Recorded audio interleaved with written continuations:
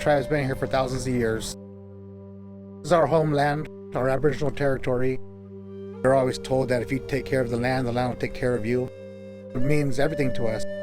This is something that we fought blood, sweat, and tears for, because we did have to buy back land that was stolen from us. We got pushed into land that was very bad soil, no water on the land. Before the gaming era of our tribe, we were very much in poverty. Transforming this land really helped our tribe. We never forget where we came from.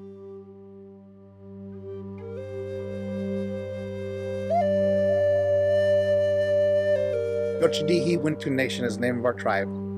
My name is James Kenter. I'm the tribal secretary of the Yocha Dehe Wintun Nation. I'm also the chairman of the Property Farm and Ranch Committee. We have about 25,000 acres of land. About 3,000 of it is plantable farmland, and the rest of it is rangeland. We decided to grow olives because we were in a drought area. We're looking for plants that would fit our climate. Here in the Cape May Valley, we really do have the perfect Mediterranean climate, and that really holds true for most of western Yolo County. We have a lot of undulating topography with limited water and a lot of heat, and those are all things that olives really love. My name is Jim Edders. I'm the Director of Land Management for the Yocha Dehe Wintun Nation. They take sustainability, they take their culture into account in every decision they make on the farm and ranch. The tribe really wanted a brand name that connected their Patwin language and the land. And Séka is Patwin for blue, and the Blue Hills are right behind me along the west side of the Cape May Valley. We feel that the name Séka Hills is a way for us to honor the land. Today we farm just over 500 acres of olives. We grow Arbequina, Arbusana, Koroniki, Picual, Tajaska, Frantoio, and our most recent planting is Coritina. The tribe really was concerned about water conservation and about pesticide usage, and that is one of the key reasons, along with soil and climate, that they chose to plant their first olives, and they really do see it as a crop of the future. These olives use a third of the water that our nut trees do, and we don't apply any pesticide to the trees. All the trees we grow are grown on drip irrigation. We use beneficial insects to try and combat some of the pests naturally. We harvest our olives two different ways. The first is the most common way to grow olives now in California, which is a super high density. And that's where the trees are planted very close together, 13 feet by 5 feet apart. That style of growing has really made olives a viable crop again commercially in California because of the mechanized harvest and the mechanized pruning. You take the cost of hand harvest out of the equation, and that allows us to put our olive oil on the shelf at a price that I think makes sense to a lot of consumers.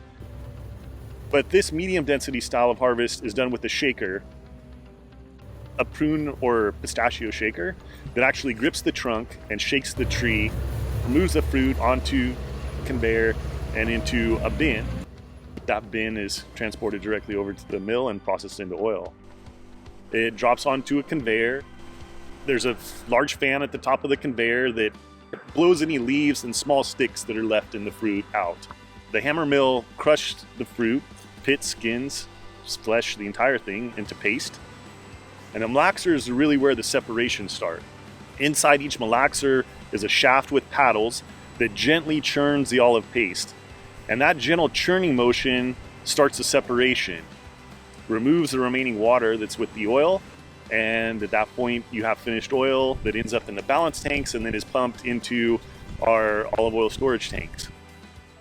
For me, the olive oil it's one of the most freshest olive oils that I've ever tasted. We bottle it right here, we manufacture it right here, we grow it, within 5 miles of the mill. You taste our olive oil, and it's just awesome to be able to taste all the different flavors that comes with each different varietal. When we're growing up, we weren't into farming in the way we are now. We were more of the people working on the farms, and now we're the owners of the farms. I've had a chance to see the progress that the tribe's made here in the Cape May Valley, from the time they were living in ramshackle houses to the start of the first bingo operation in 1985 to what they have today. It's really just amazing to see what they've done for the valley here and how their commitment to quality has really been a top priority. Whether it's the gaming or the golf course or the hotel, that commitment to quality has really carried over to their agricultural enterprises and their Séka Hills brand. For me to be a part of that, has been an amazing experience. My hope for the next generation would be that they continue on the path that I was given from my elders and continue on with all the different things that we're accomplishing here in our tribe. We've been here since the beginning of time, and we're going to be here until the end of time.